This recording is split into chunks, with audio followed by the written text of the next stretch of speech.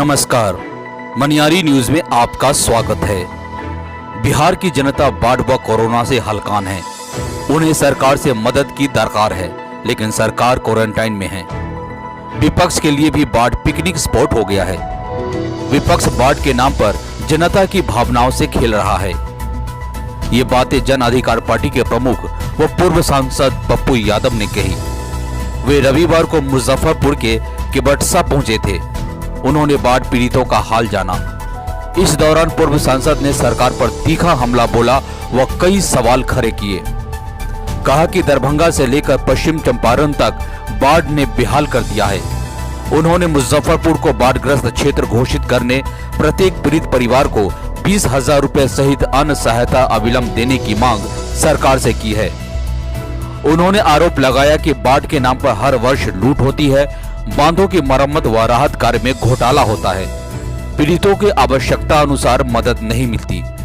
वे party कार्यकर्ताओं के साथ पानी में बुलेट चलाकर केवटसा से बरुआरी पहुंचे। केवटसा में 4 दिन पहले डूबने से मरी 2 चचेरी बहनों के परिजनों से मिले व उन्हें ढाढ़स बंधाया। उनकी आर्थिक मदद के लिए 10-10 हजार रुपए भी दिए। क्या कुछ कहा पप्पू यादव ने, आप खुद सुनिए। मैं कई बार कह चुका हूं कि इन पापियों का कुकर्म का देन है। ये नाजायज औलाद है पॉलिटिशियन की। ये पॉलिटिकल डिजास्टर है। ये मानवीय आपदा है, कोई प्राकृतिक आपदा और भगवान की आपदा नहीं है। हमने लूटा है। हम बाढ़ को और दुधारू गाय समझते हैं। अभी तक में 23 बांध टूट चुके हैं। गंडक में गोपालगंज से लेकर के सारण के बीच में 7 बांध टूटे हैं। लगातार फ्लड फाइटिंग में करोड़ों अरबों का ये लोग लूटता है। एंटी इरोजन का काम सालों भर करता है, लेकिन उसमें सारा पैसा नेताओं के घर में जाता है। इसकी जांच क्यों नहीं होती है?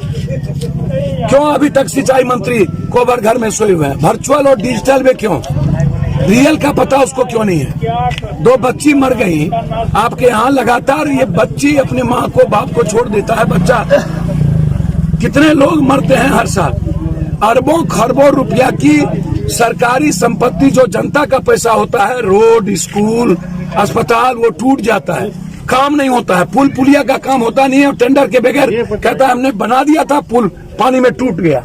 उसके बाद एक एक झोपड़ी, बकरी, जानवर, बच्चे, आम आदमी, छोटे छोटे पक्के के मकान बर्बाद हो जाता है पानी में। वो करोड़ों अरबों की संपत्ति निजी होती है। आप उसकी क्षतिपूर्ति कभी नहीं करते।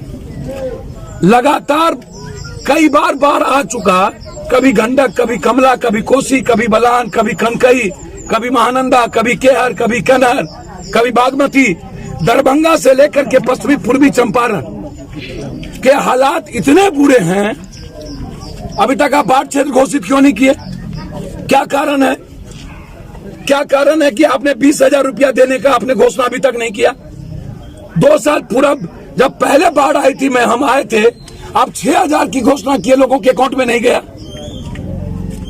लोन आप माफ कब करिएगा किसानों का? बिजली बिल माफ कब करिएगा किसानों का? ये इतने दिनों के बाद उसको नजर नहीं आई। और सब के सब पूरी की पूरी सरकार क्वारंटाइन है। और विपक्ष के लिए तो बाढ़ पिकनिक हो जाता है, राजनीति करने का खिलौना। इन नेताओं को नदियों के भीतर पन्नी में गरीबों के बीच उसके पूरे परिवार को 1 सप्ताह रखिए, तब इसको पता चलेगा बांध जाने परसौती के हाल। तब गरीब और कॉमन आदमी